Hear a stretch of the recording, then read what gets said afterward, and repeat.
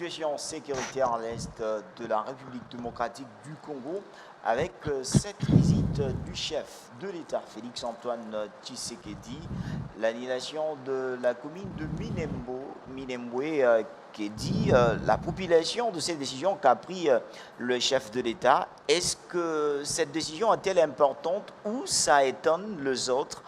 Merci, vous êtes déjà nombreux à nous regarder partout en République démocratique du Congo. Vous êtes sur Amen Télévision dans votre émission Carte sur table. Dans ce plateau spécial, nous aurons le réel plaisir de recevoir pour vous Samuel Gabriel Katalaï. Vous êtes secrétaire national de l'UDPS et en même temps analyste politique. Bonsoir. Bonsoir, monsieur le journaliste. Merci d'accepter notre invitation.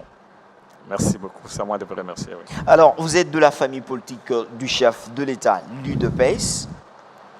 Est-ce cette visite de Félix Tshisekedi à l'est de la République démocratique du Congo pourrait redonner l'espoir à cette population qui habite à l'est de la RDC?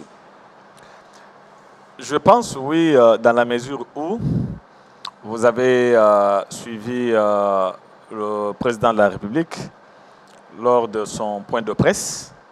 Il était clair et il vous a annoncé un certain nombre de mesures qu'il a déjà prises pour effectivement le retour de la paix dans la partie orientale de notre pays. Mais aussi le sommet avec ses homologues de la sous-région, notamment le président rwandais, le président ougandais et le président angolais.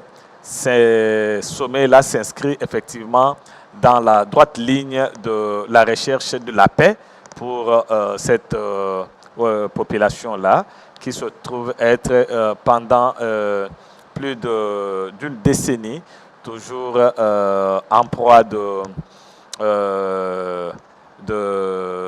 des conflits armés, ça et là.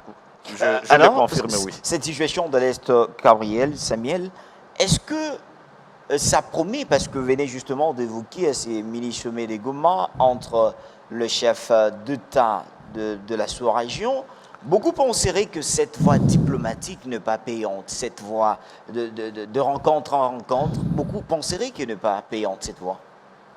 Bon, vous savez, il est permis à tout le monde de rêver et le droit de la liberté de l'opinion et d'expression est garanti et consacré par notre Constitution. C'est là d'ailleurs la vision du président Félix Tshisekedi.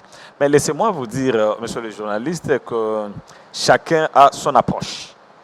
Ici, je pense que les États-Unis, pour arrêter net l'hégémonie mondiale de l'ex-Union soviétique après la Deuxième Guerre mondiale, ils n'ont pas voulu mener la guerre frontale.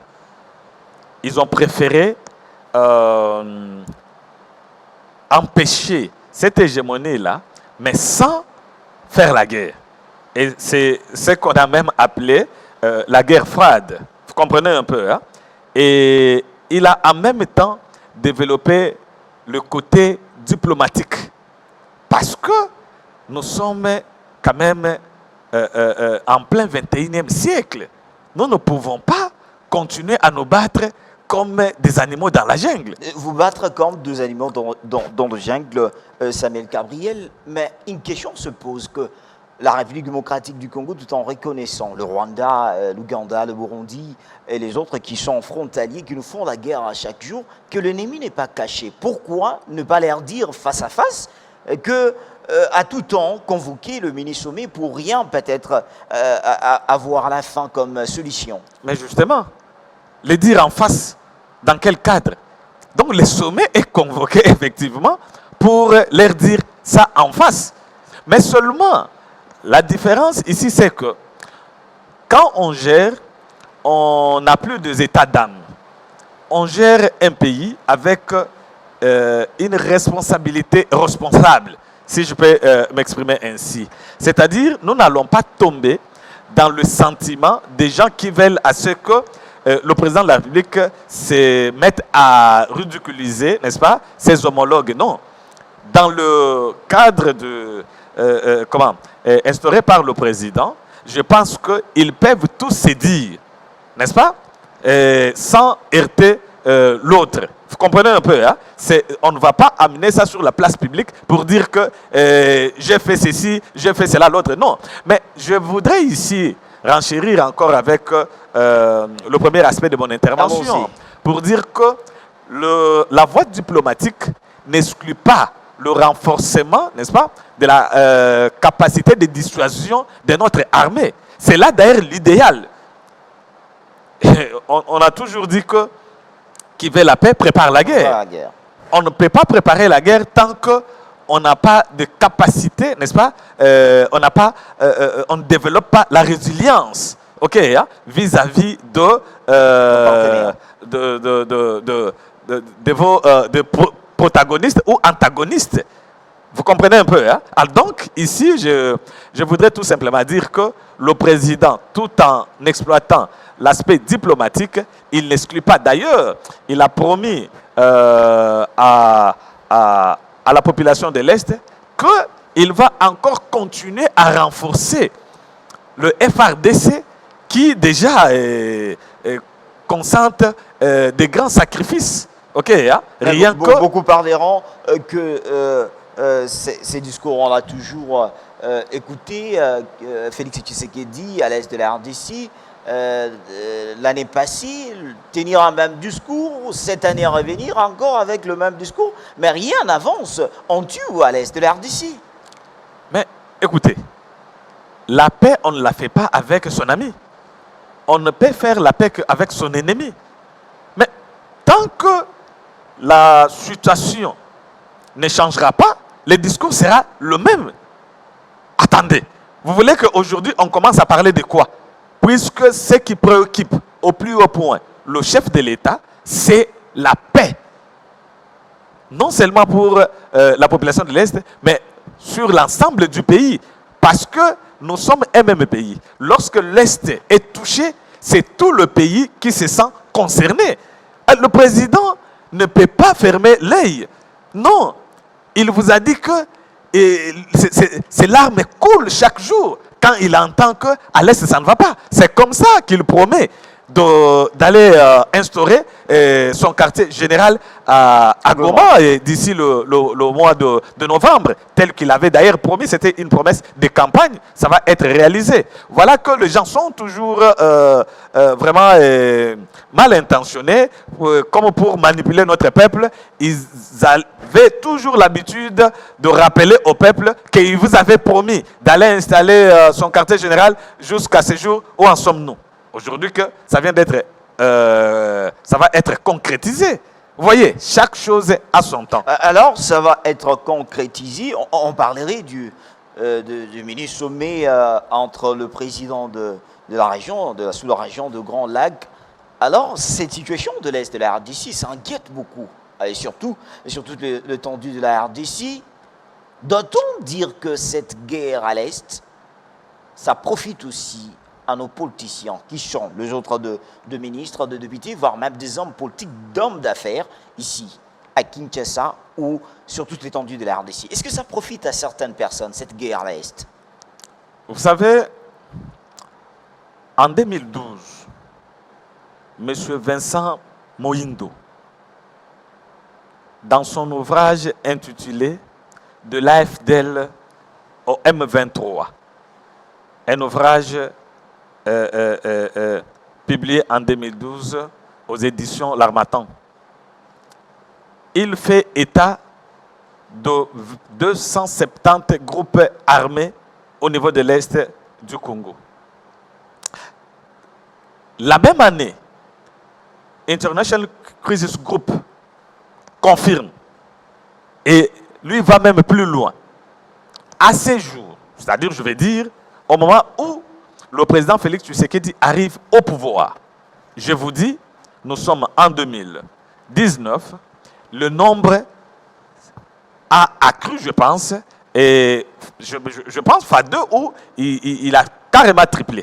Vous comprenez un peu? Donc nous en sommes au-delà de 500 groupes armés à l'Est. Au moment où je vous parle, c'est vérifiable. Il y a eu réduction de beaucoup de groupes armés. Rien que sur l'appel, un simple appel du président qui demande à nos compatriotes de déposer les armes. Déposer les armes, et qu'est-ce qui empêcherait les autres d'emboîter le pas? Les autres, vous parlez de qui? C'est-à-dire, vous avez l'appel du chef de l'État, profiter à certains de Oui, sa mais civique de je vous dis, vers je vous dis, ces côtés-là forces armées. diplomatiques payent déjà, Ah oui. sans faire la guerre. Parce que quand vous faites la guerre, rassurez-vous que vous laisserez aussi des plumes quelque part. Et il ne manquera pas de conséquences négatives. Parce que la guerre, là, vous allez le faire sur les territoires congolais, parce que ces groupes-là sont basés sur notre territoire. Vous comprenez un peu? Nous savons tous que l'Est du pays est devenu un mouroir. OK, hein? Nos frontières sont vraiment poreuses et c'est vraiment le théâtre de la guerre, l'Est du pays. Avec la volonté politique que le président de la République est en train de manifester, ces groupes armés sont en tout cas rassurés. Mais seulement, ça il faut aussi le reconnaître, il y a instrumentalisation de ces groupes-là par le pays voisin. Nos pays limitrophes alimentent. Parce que, dites-vous, avec quelle capacité ces groupes-là peuvent résister pendant plus d'une décennie Mais on face au groupe loyaliste. On dirait Samuel Gabriel, vous accusez seulement le voisin, mais le problème de la guerre de l'Est de la RDC, parce qu'on a eu à contacter certaines personnes de ce coin du pays et qui affirment que le problème de l'Est est d'abord congolais. D'abord congolais, je ne pense pas, mais il est aussi congolais. Je voudrais bien nuancer. Qu'est-ce que vous voulez dire par là? Je vais justement confirmer ce que vous avez dit, n'est-ce pas? Qu'il y a aussi nos compatriotes, fils du pays, qui eux aussi sont derrière ces groupes armés-là pour des raisons évidentes.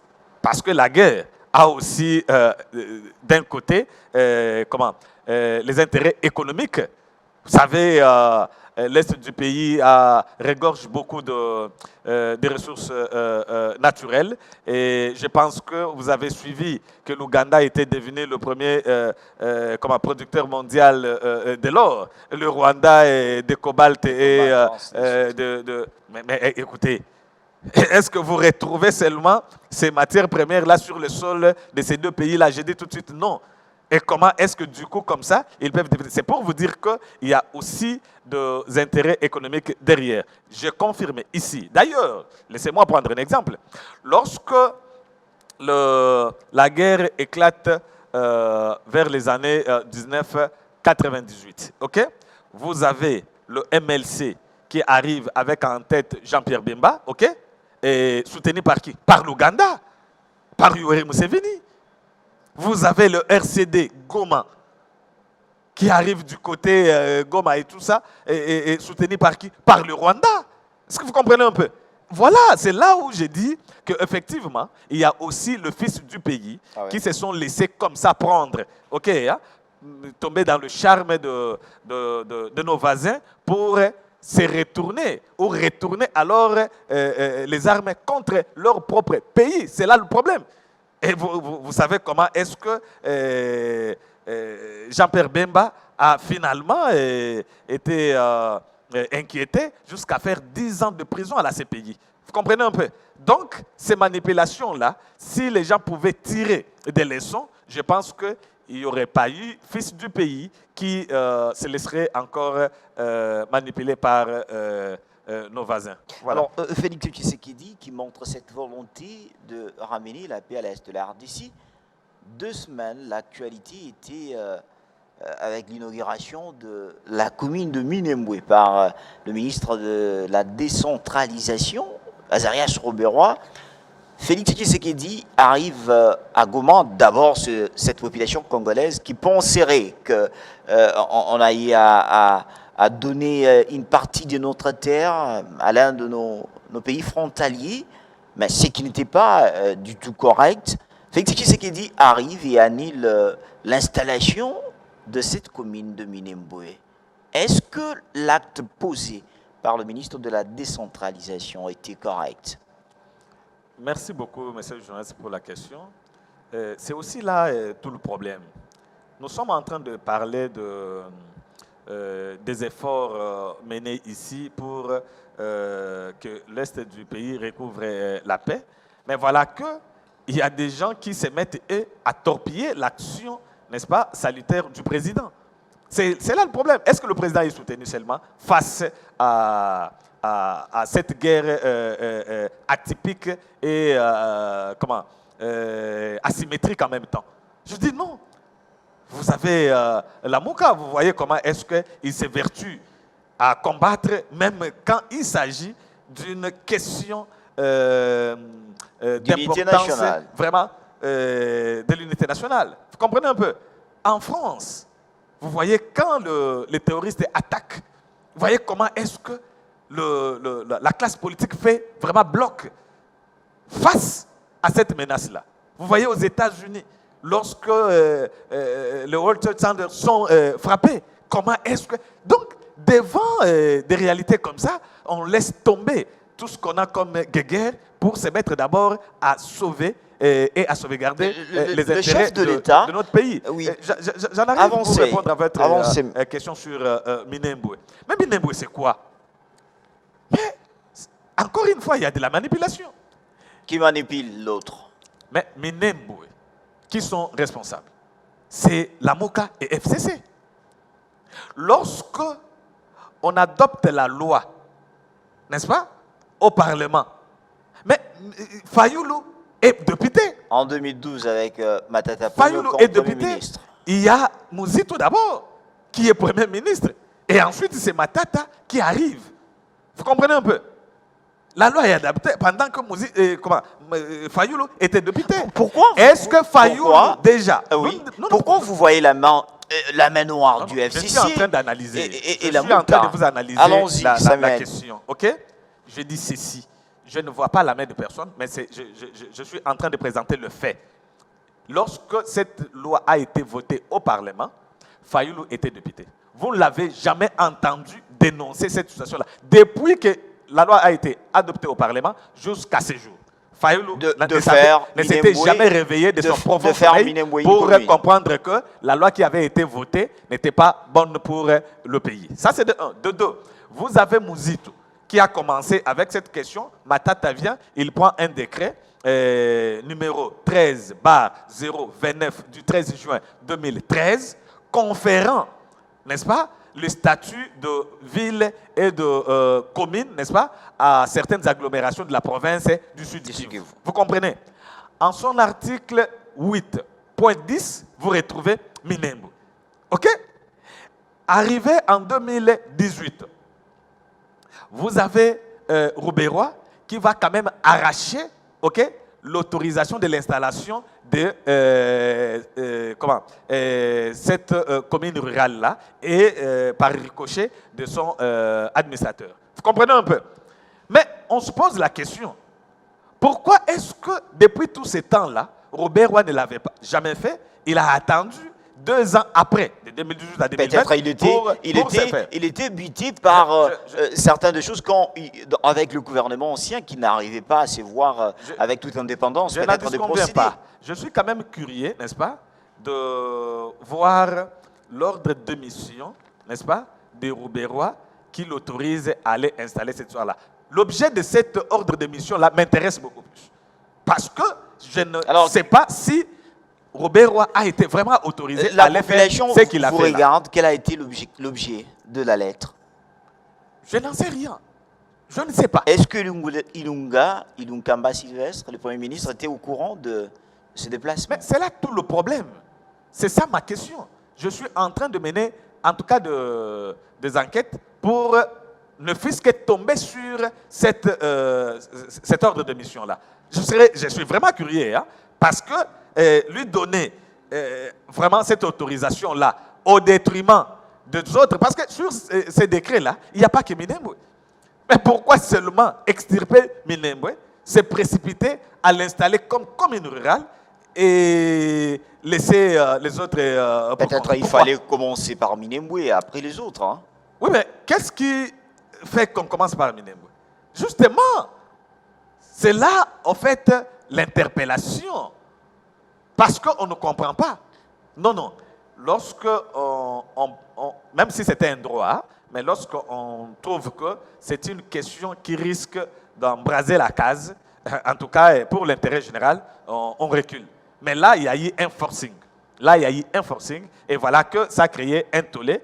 Dieu merci, le chef de l'État, qui était absent du pays, à son retour comme responsable, il a mis fin à cette histoire-là. Pendant qu'il y en avait des politiciens véreux qui voulaient déjà mettre ça sur son dos. Non. Mais pourquoi il n'était pas informé? Ça se passe. Attends que le garant de la nation, le premier citoyen, il doit être informé au moins de tout. Mais attendez.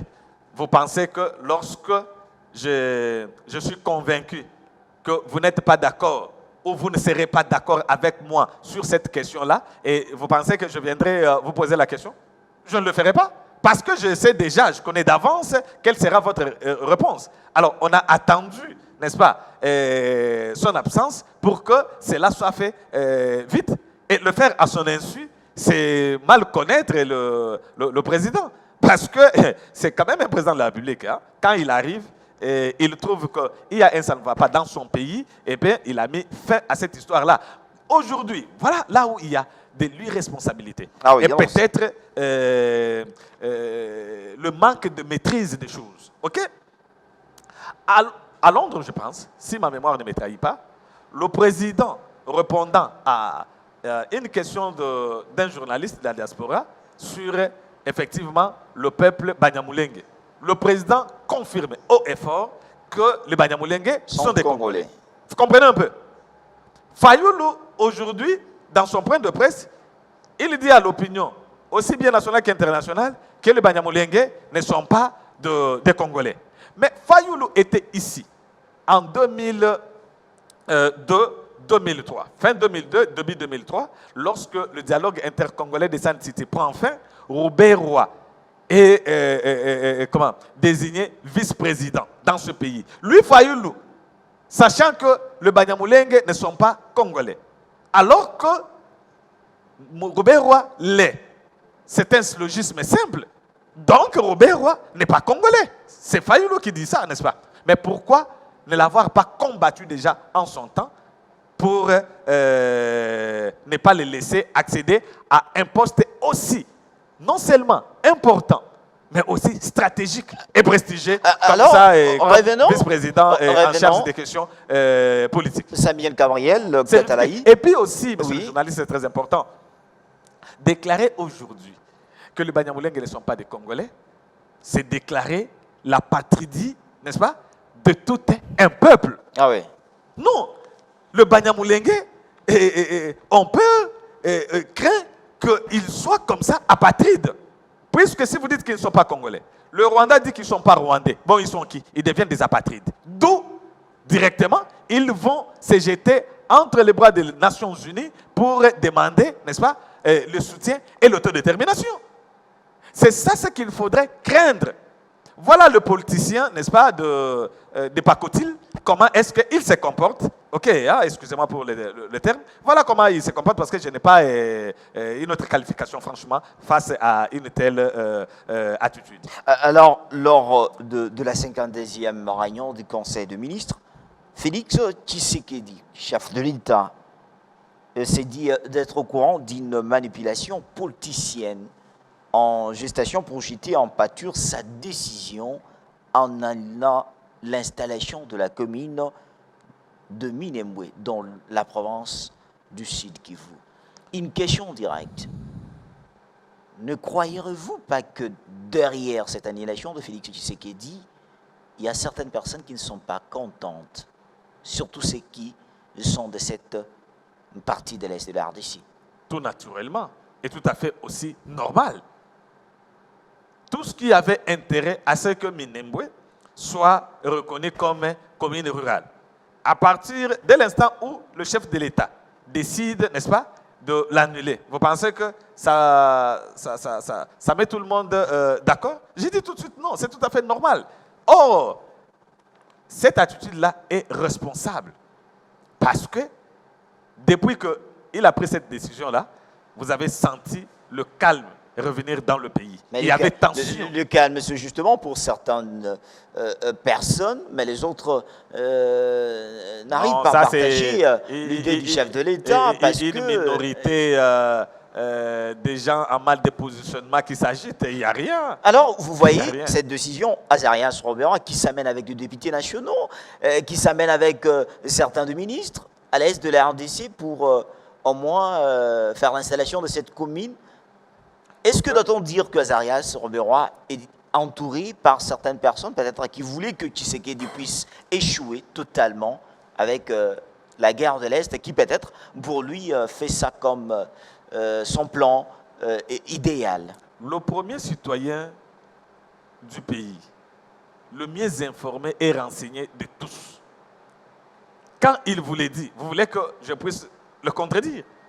C'est ça qu'il dit. Mais je voudrais bien me poser la question de savoir, est-ce que c'est Roubaix-Roy qui s'est fait amener, le ministre d'État Roubaix-Roy, qui s'est fait accompagner des autres ministres, ou alors c'est lui qui a faufilé, n'est-ce pas, dans la délégation. Dans la délégation pour aller commettre son forfait. Je ne sais pas. Je ne sais pas. Voilà pourquoi, au début de cette émission, je vous ai dit que j'étais en train de chercher vraiment à tomber sur l'ordre d'émission qui a amené Roubaix-Roy pour ne fût-ce que voir c'était quoi l'objet de la mission. Vous comprenez un peu? J'ai suivi l'ambassadeur des États-Unis sur une radio qui était aussi de la place, trop la accusé radio onisienne, d'être dans ce mafia. Oui, vous l'avez tous suivi. Il a dit qu'en tout cas, lui était là dans le cadre, n'est-ce pas, de la délégation gouvernementale qui avait la mission de faire la ronde dans l'est du pays, partout où il y a des victimes de guerre et tout ça. Voilà. Et donc, il s'est retrouvé dans ce coin-là et avec ces événements malheureux. Et puis bon, voilà. Donc, il a été surpris lui aussi, pris en commande de cours. Et puis, voilà. Donc, il n'y avait pas une intention au départ pour accompagner qui que ce soit dans le cadre de l'installation de la commune de Minembwe comme commune rurale. Non. Voilà. Pourquoi vos partenaires fauchent toujours dans l'air de marche? De Oui. l'autre côté, c'est Tunda Kassende qui fait entrer en glissant la volonté ou bien le mot dire du gouvernement à l'Assemblée nationale. De l'autre côté, c'est Azarias Robera qui part vers Minembwe pour installer cette commune sans que le chef de l'État n'ait pas informé. Est-ce que vos partenaires sont clairs? C'est un secret de polichinelle. Ou bien ils sont en train de faire aussi ce que vous leur faites? Comment ça? On leur faisait quoi? Je ne sais pas. Mais bon, admettons qu'on leur faisait quelque chose. OK? Nous étions dans l'opposition et ils étaient au pouvoir. Aujourd'hui, et comme nous sommes tous au pouvoir. Alors, donc, vous êtes en train de torpiller votre propre action. Vous voyez que ça n'a pas de sens. Non, je disais que c'est un secret de polichinelle.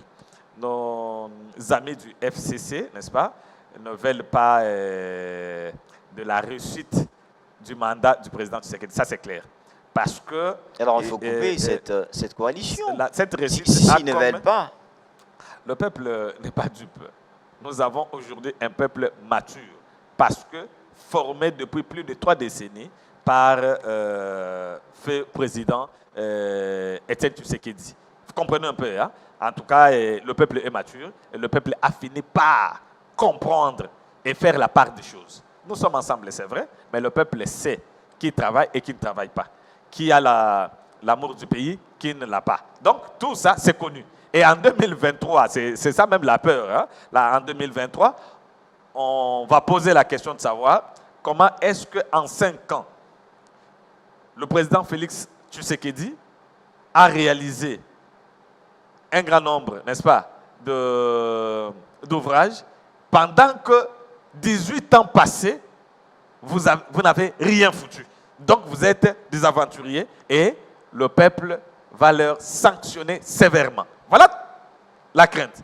Donc c'est une peur bleue qui, en tout cas, caractérise nos amis du FCC. Ils veulent que nous puissions échouer pour qu'en 2023, tous puissions avoir un même discours. Des excuses, évoquer je ne sais pas moi quoi, et tout ça. Pour qu'il n'y ait pas, même s'il y a comparaison, qu'on dise que bon, écoutez, bon, qu'est-ce qu'il a fait de plus que Kabila et tout ça. Non, je pense qu'ici, il s'agit du pays. Si on pouvait au moins développer l'amour de son pays, être vraiment un patriote, je pense que ça va vraiment aider notre peuple, plutôt que de vouloir à tout moment combattre le bien-être de notre population.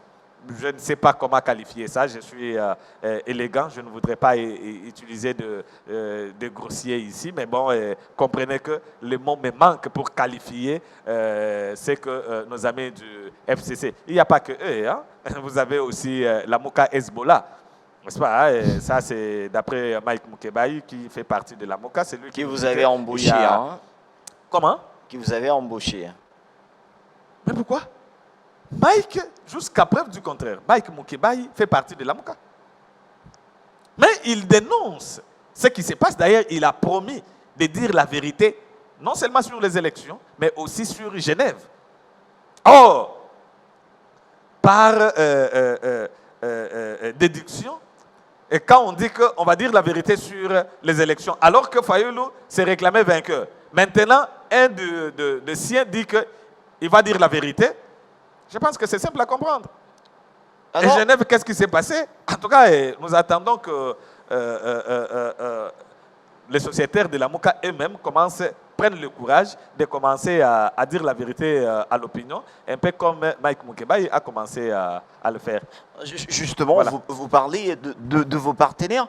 Beaucoup de gens, le téléspectateur qui nous regarde, penseraient qu'une coalition, peut-être on parlerait de sincérité, d'hypocrisie, mais une question se pose. On parlerait aussi aux alentours du chef de l'État, ceux qui ne veulent pas sa réussite. Comment? Autour du chef de l'État, oui. Il y a ceux qui ne veulent pas ça, la réussite de Félix Tshisekedi, qui sont là que pour profiter. Oui, mais autour du chef, vous retrouvez qui? Vous retrouvez FCC, vous retrouvez Cash. Même ceux qui sont du cash, pardon, ceux qui sont du cash, de votre famille politique, oui, qui ne veulent pas que Tshisekedi puisse réussir. Oui. Non, il ne faut pas tomber dans cette manipulation-là. On veut diviser, hein? On veut diviser pour tirer des ficelles. Est-ce qu'ils peuvent me citer ne fût-ce qu'un qui viennent d'où? De l'UDPS? Mais on a eu certains de votre famille, le cash, qui, à cette installation de la commune de Minembwe, ont déclaré, ont félicité Azaria Souroubérois dans votre famille politique. Ah bon, ça, je n'ai pas connaissance. Je n'ai pas suivi. Non. Si vous le connaissez, citez-le, comme ça, je pourrais vous dire quoi. Vidi Chimanga, je commence par lui. Vidi a dit quoi?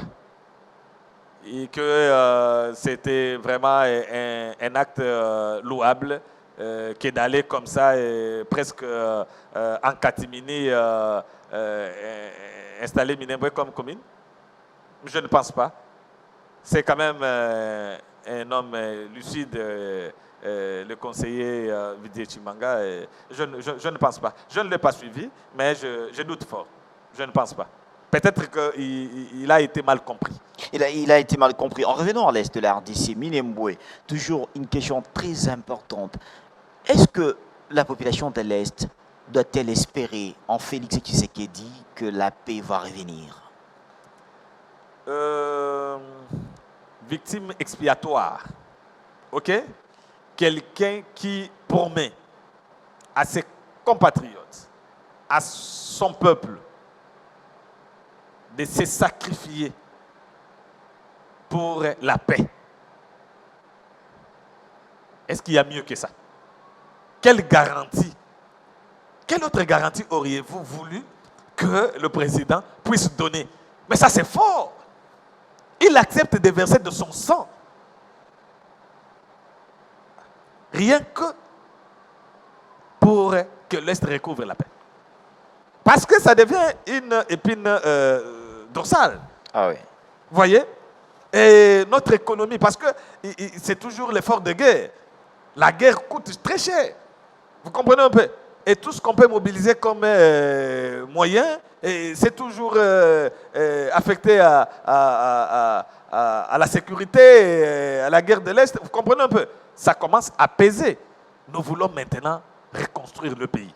Nous voulons maintenant développer ces pays. Mais reconstruire le pays reconstruire Samuel Gabriel, vous voulez reconstruire le pays. C'est cette volonté qu'a Félix Tshisekedi. Mais tout commence par la volonté. Mais justement, vos partenaires, c'est qui vous avez à collaborer, que vous êtes en train de collaborer avec eux.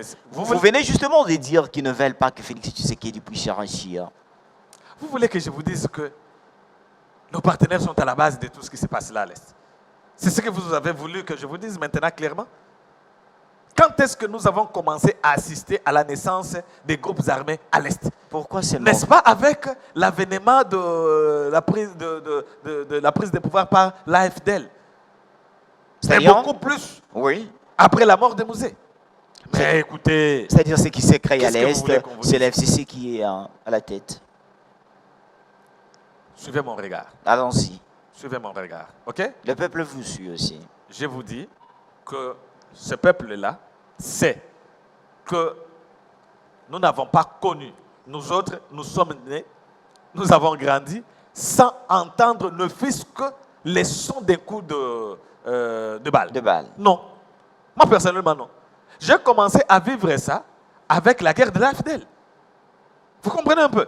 Oh, l'AFDL s'est mué en PPRD, et c'est le RCD, c'est M23, c'est CDP, tout ça. Voilà, c'est ça l'AFDL. Voilà pourquoi Mouzé vous a dit que c'était un conglomérat de aventuriers. Mouzé n'avait pas tort. Et c'est ce que nous sommes en train de vivre. Vous êtes en train de vivre. Mouzé n'avait pas tort. Mais justement, le Félix Tshisekedi est à la tête de la nation. La partie Est, il a justement promis qu'il puisse revenir à installer un quartier général pour quelques mois. Est-ce que ça suffit que par là? C'est vrai,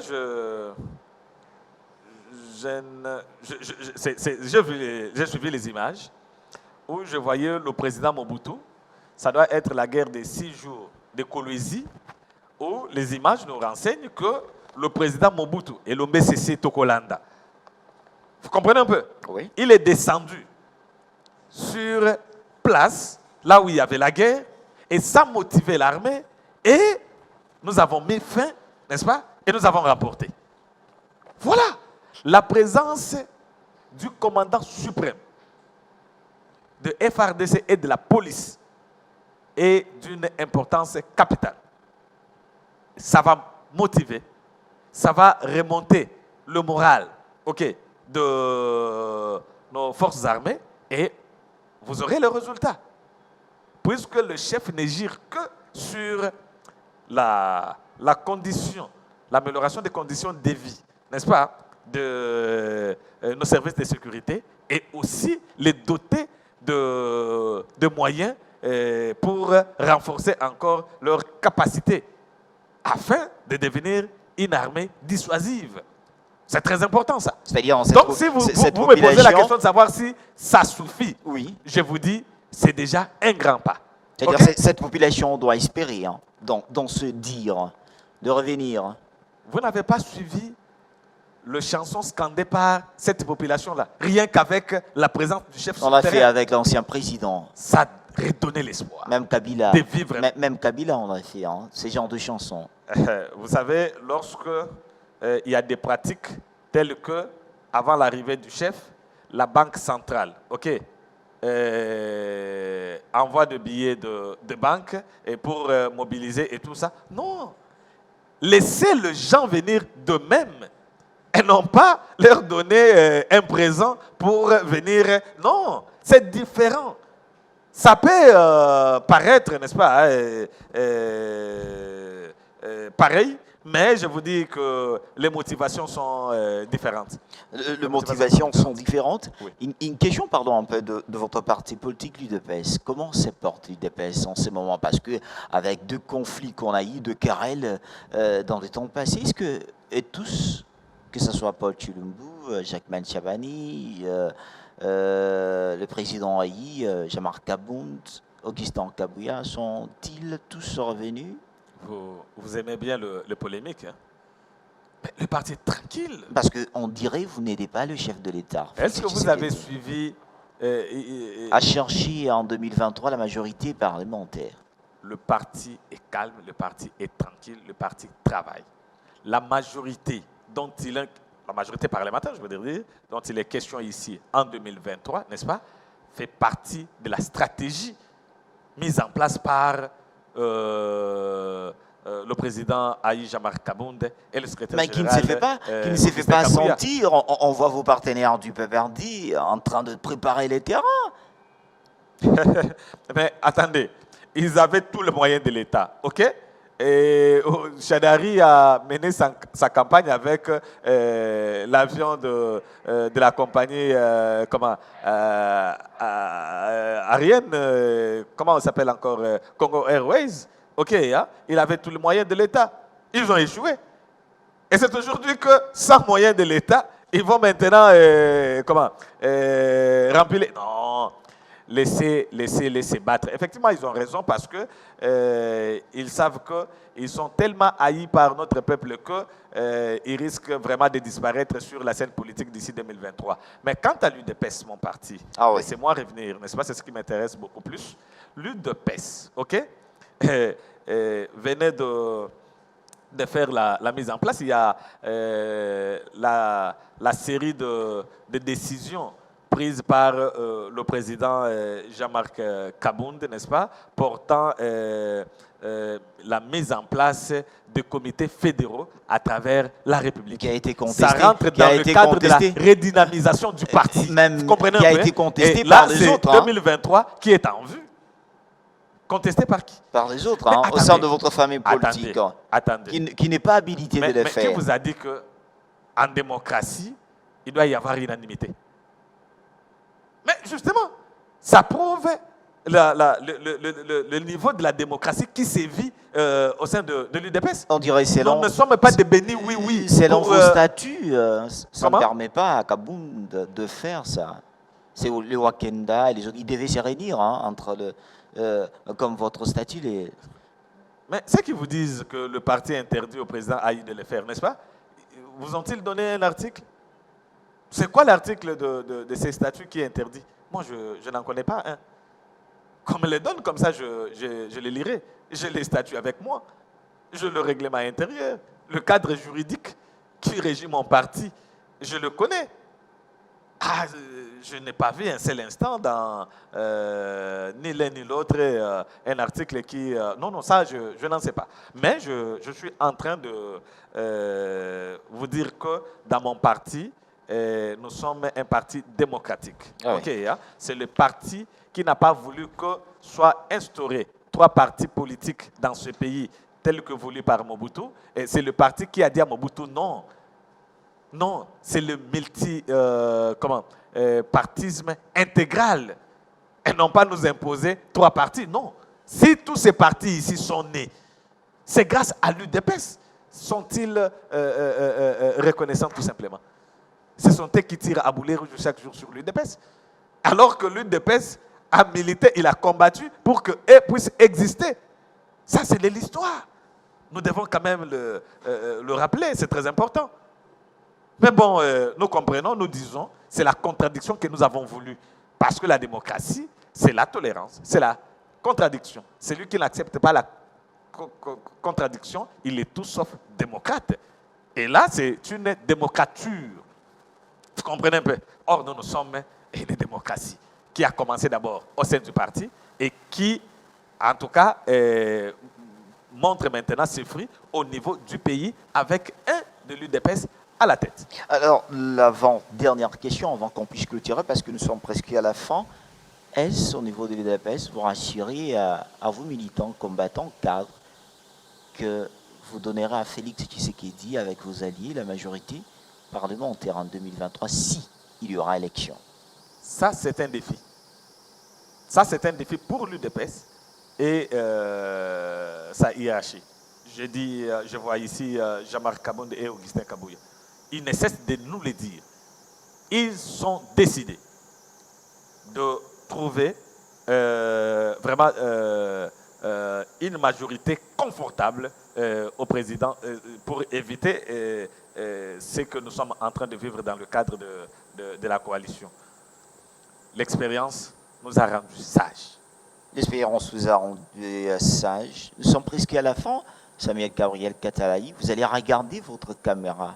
Placez un mot à toute cette population qui vous regarde en ce moment sur cette question de Minembwe, sur la décision du chef de l'État et qui doit espérer cette population. Un seul et petit message à tout notre peuple. Faire confiance au président Félix Antoine Tshisekedi Tshilombo.